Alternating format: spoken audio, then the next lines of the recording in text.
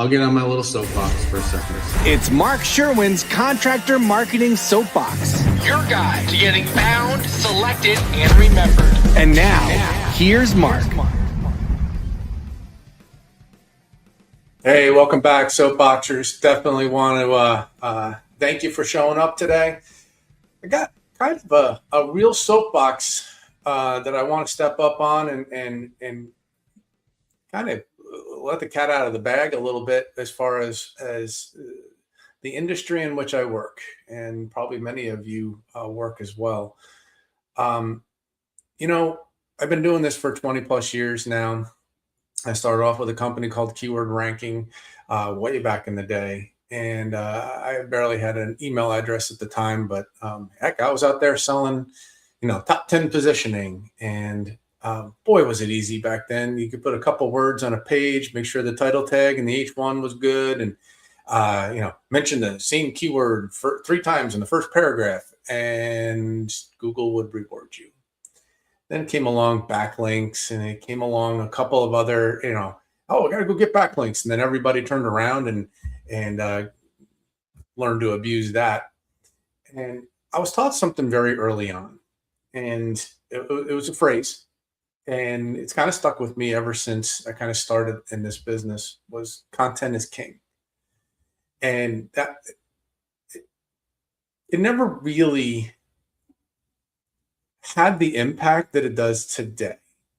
Content, it's always been king.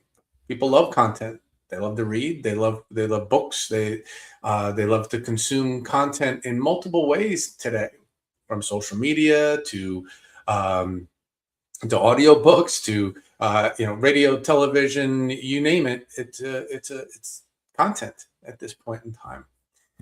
With the advent of AI, with the advent of how Google, all the different AIs and how Google is responding to those AIs, along with the cues. Every update Google's ever done has been about, getting rid of the spam, getting rid of the people that were cheating the system. Back in the day, like, we would look for doorway pages and hidden text and all kinds of fun things to learn how people were cheating the system, and Google picked up on all those. Why is all this relevant? Well, today we want to talk a little bit about another phrase that is more recently been really kind of gaining some traction. And that phrase is SEO is dead. I desperately wanted to get on this soapbox today. I set out to literally prove that wrong. And I proved myself wrong. SEO is in fact dead as we know and loved it once upon a time. However, and it's going to continue to just kind of degrade itself, the old school way of thinking about search engine optimization. There's a new school way of thinking about search engine optimization. You've heard me speak in the past about they ask you answer. You've heard me speak in the past about GEO and AIO, kind of optimization for geographic and for generative engine, mutually different, but people are giving them the same acronym, so that's helpful. And it sort of dawned on me. There's even a I'm not going to say new, it's been around for a few years, but a verbiage that's now coming more and more into play called Entity SEO. And I cannot imagine a person new to this industry coming in and going, what's all this? So here's my little soapbox. Content is king. SEO, the way we knew it, is in fact dead. But never more so than today is content more important. That optimizing your website for how people are searching, what they're searching for, what they need, how to, what the who, what, where, when, and how, right? That's going to be more important than ever. Getting on camera, not being afraid of photos, not being afraid of I'll be honest with you, having a podcast when I was first introduced to this was scary as all get out. I'm in my 50s. I'm not supposed to be on camera, right? I'm old school, Gen X. Why? I don't need this stuff. Kind of did, kind of do. And it's been an amazing journey for me personally. So let's talk a little bit about what the new SEO is today, what we needed to be defining as new SEO. You read through some of the recent articles on Entity SEO and how Google's using that and other AI engines are using that knowledge. Is they're looking for context. They're looking for entities in your website. They're looking for proof that you know what you're saying and who you are. They're looking for supportive information. So without further ado, I'm going to kind of jump in. I work mostly with the home services industry, but that does not mean that this doesn't apply to you. Think about what I define as your pillars. So start there. So pillars, what are those? You are a heating and air conditioning contractor. That is your pillar. That is one of your pillars. A secondary level of pillars are going to be your air conditioning, your heating, your indoor air quality. We'll use those three. So I don't have all the time in the world. Those are what we would refer to as content clusters or pillars. You want to be positioned for AC repair, AC maintenance, AC tune-ups, AC replacement, or new air conditioning units, right? That one page, historically, we could write a couple of really good paragraphs and you would start getting positioning for it, especially if we had some backlinks. Today, right, that air conditioning page needs to be all about air conditioning in your area. How different your area is over another area in the country. You have to localize, even hyper localize your content today, now more than ever. I'm going to give you a little bit of a story on that. And I want you to think about this very carefully. If I said that, and I need you to think about a company that this would mean something to. If you're a local contractor and you want to rank for the word Windows, who else do you think wants to rank for the word Windows? Microsoft, right? You're not going to battle Microsoft. Now, window replacement, window replacement, new window installation, vinyl window installation, wood windows, window cleaning. Like you're taking a step down the path of, I am trying to create entities. I'm trying to create a they ask you answer kind of style mental approach to my website that I need to prove to Google at all, even my clients and customers, that I am an expert on window replacement, window washing, whatever it is. Heating and air, same thing. You need to be an expert on those things. So content is king. You still need what I'm going to define as a traditional search engine optimization page devoted to the service air conditioning repair. But no longer on that page can I say air conditioning repair, Raleigh, North Carolina 3 times and be ranked. I have to start teaching Google and all the search engines that I am the expert in air conditioning repair, and here is how. Here is what we are doing to educate the consumer, Google's client. You got to think about searchers as Google's clients. I want to educate Google's clients on air conditioning repair. I want to talk about my hyper local area, getting down into, are there different humidity levels depending upon how close to a body of water you are? Do different neighborhoods have different needs in your area? The answer is yes. You all know this. You all know for a typical, guy that's been around for about 20, 30 years, they're going to turn around and go, oh yeah, that neighborhood, yeah, they got all basements. Or yeah, that neighborhood, oh man, the guy that installed the water heaters over there stunk. or the guy that put in that other neighborhood, the electrician came in, they put all Federal Pacific stuff in. Like, when I mention especially established neighborhoods, what the tendencies in that neighborhood from that builder used to be. Right? Do you have a neighborhood built in the 80s and now you have another new construction built in the 2020s?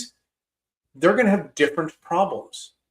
Talk about that on your website. Do not be afraid. Mention neighborhoods. Mention the specific issues that they have. I have a challenge for you. A little hat tip to one of my clients, Eddie at Easy Pros. Gave me, we were just having a conversation and he's like, Mark, I got this thing going on. And up in this really established neighborhood, they're putting in fiber optic and Windstream is cutting all their sprinkler lines. And yeah, they're responsible, but nobody knows what to do. I put a blog post out for them, right? I using some AI, using his knowledge and et cetera, right? Go do a search for, sprinkler, fiber optic installation, cut sprinkler lines in Canton, Georgia. There's a little homework assignment for everybody here. That's a simple blog post. Think about what you are encountering every single day. I have another client here in Raleigh that turned around and had the similar problem, right? We just had a snowstorm about a month and a half ago, and the propane companies couldn't get to all the, we don't have natural gas down here. Predominantly, we have propane. So all the propane companies couldn't get out to the homes to put new propane in so that the clients had heat in the house. We didn't lose power. They just couldn't get to where they needed to go. So he had this influx of new people giving him a call about changing over to heat pumps and changing out their furnaces. That's it to Dawson's Electric and Heating and Air. This is the type of information. This is the type of thing that you should be striving for within your website. It goes beyond FAQs, frequently asked questions about price and stuff like that. Think about your area on a hyper-local level. Think about you personally on a I would say hyper-local level, but I want details on why you are an expert. Right? Create an authorship page in your website about you, the owner, you, the general manager. You don't have to do it on all your technicians. That's fine. I get it. We don't want to, we don't need to promote, who you're employing. That's fine. Gotten enough pushback on that to understand the value of not having that. However, you having a profile page on your expertise in your field and being the author, even if I'm writing it, we can make you the author of these documents and this information that we're putting out there, connecting the dots for Google that a NATE certified technician, right, fixed an air conditioning system on a 2020 Train XL system. That's all entity-based support mechanism to help Google understand that you are the expert on air conditioning repair in your area, and here's why. I'm gonna let that sink in for a second because I haven't even gotten into video yet. I haven't even gotten into photos or anything like that. This is all just words. The biggest challenge is finding the time. I don't want you running to ChatGPT and having it do all the work for you. It can do some of the research. It can do some of the work for you, certainly. But that knowledge in between your ears is priceless. Google is doing more and more to try to extract that knowledge and to try to understand the industry. And you are either going to be the one feeding it or you're going to be the one watching it be fed by your competitors. What happens when, I want you to think, there's another adage, follow the money. Think about it. If Google is out there trying to learn about the industry in which you work, the area in which you do it in, the how-to, etc., and they're out there gathering this information to determine who's going to rank where, and you are not the one teaching, what is your option to be found on Google? Money, pay per click, Google LSA. Google knows, right? You want those leads. You want to be found there. But if you're not willing to take these steps, like others might be in your area, Google's going to rely on the fact that you still want those leads and you're going to spend to get it. That's the premise behind a lot of this, is Google wants quality search results for their clients, the searcher. You need to be the one feeding that information. And please understand, your marketing company, it doesn't have to be leads nearby, right? But your marketing company needs to be walking you down this path and understanding. At a minimum, Entity SEO, Mark, that sounds really complicated. There's a book, They Ask You Answer by Marcus Sheridan, followed up by Endless Customers by Marcus Sheridan.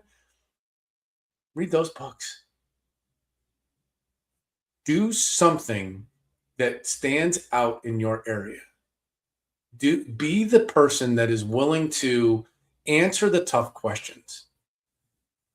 I pause here for a minute because you will be shocked at the number of people that I talk to, that I give this information to, who just want me to go do it. Just take care of it, Mark. You write it. I don't have time. I got payroll. Man, the guy's out sick today. I got to train the new guy, right? You are pulled in 36 directions. I get it. But your marketing company is desperate for this information. And I am trying to show you why. That information, that knowledge, that when you put that extra bit of effort into the content of your website and really grow it out, you will be found not only in natural search, in maps, in your generative engine, in your AI engines. You will be found and ultimately, hopefully, selected from those search results because you were the one willing to go above and beyond in your market and considering what you do. So here's kind of the steps to take. And this is going to be a multi-part kind of thought process as far as podcasts go, because I don't want to give you so much that you're thrown off. I want you to, this is we're coming into air conditioning season. We're coming into a bigger time. So if you're a heating and air guy, I want you to pick your air conditioning pillar in your website. And I want you to go honestly look at it and go, yeah, I deserve to be positioned number one for all terms related to air conditioning. I want you to look at it from that perspective. Why should you be positioned number one, number two, number three, top five for the terms associated with what you do and how you do it? You got to be honest with yourself. You got to look at your competitors. You got to understand who else is showing up for those terms, and you got to be honest with yourself. Do I deserve to be positioned number one, two, three, top five? Do I deserve to be on that front page? If your answer to that is, well, I'm the nicest guy, or I got the most stock trucks, or that guy's a jerk, I don't know why he's ranked over me, you've made it personal. Take a step back. If Google called you today and said, I'm going to redo all of the search results and put you number one, I just need to know why you deserve to be number one. The answer has to be, thank you very much, Google. I'm here to educate your client, the searcher, on the things that I do and where I do it, on the services I perform. That's it. That's what Google wants to hear. It is a bonus. It is an absolute bonus when you get to articulate that you're certified, that you have great reviews, that you have well-stocked trucks, etc. Those are all things Google's going to look at as a part of your entity. They're determining who you are at that point. But turn around and say, Mr. Based on all this information, here's the added detail for what you need. Just do it on your air conditioning repair section to your website. Do it on your maintenance pages. Do you have pages devoted to air conditioning maintenance? Do you have blog posts talking about air conditioning maintenance? Do you have what can a homeowner do to maintain their system? How do they know? You know, I was talking to a client, and it's just dawned on me. I'm sorry, that's part of the soapbox routine. I'm like, how do you tell if an air conditioning system needs a tune-up? And he's like, well, Mark, most of the people, but you can go out to the outside unit and you can look in through those little grates, and if you see it all clogged up with dirt and grass and stuff like that, it's starving for air. Oh, what a great little detail that could come across in a short story, maybe a video. With you standing behind the camera, you don't even need to be in front of the camera if you don't want, showing people just look under the grates right here, and this is what you're looking for. To know that's what they need. Here's another big one for your heating and air guys. You're coming into the season where people still think, especially the old school guys like me, I just need a recharge on my system. How many people have gotten calls? Yeah, I just need to come out and do a recharge. And you just take it for what that is. Oh, it's a tune-up. All right. And let's go out there, right? You know as well as I do, that's gold. We want that person. Why? Because they're leaking. They're leaking refrigerant. That's a replacement opportunity, if not soon, if not now, soon. These are the things that people, right, address their concerns, talk about them, put them on your website. Don't be afraid. Think about your website as a repository for everything that you know about the industry in which you work. I will tell you, I don't want you to bite off more than you can chew. Take that one area, take that one AC repair page, if you will, look at it honestly, read it today, like open it up in front of it. Don't have your marketing company on there. Don't have anybody else. Just you, the owner, you, the general manager, whoever's watching this, read that air conditioning repair page. If it reads something to the effect of your air conditioning repair in Raleigh, North Carolina is very important. Air conditioning repair, AC repair, as it's also commonly referred to, you get the point. Tell me about air conditioning repairs. What are the common ones? Why does a contactor cost $400? Put it out there, right? Hey, Mr. Client, guess what? You can absolutely go out and buy a $25 contactor on Amazon, have it delivered to your house, and go install it by yourself. By the way, watch out for the voltage regulator thing that's going to kill you if you don't pull out the cutoff. Like, oh, I could look at right now and go to YouTube to find out how to replace a water heater. There is a point in that installation that I go, yeah, hiring a plumber is going to be pretty important right here. Right?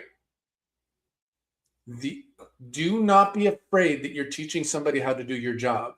What you're showing them is proving to them that your value is in the pricing. You are showing them what you are going to do, how to do it. There are so many videos out there, photos, talking about this how-to and what ifs and stuff.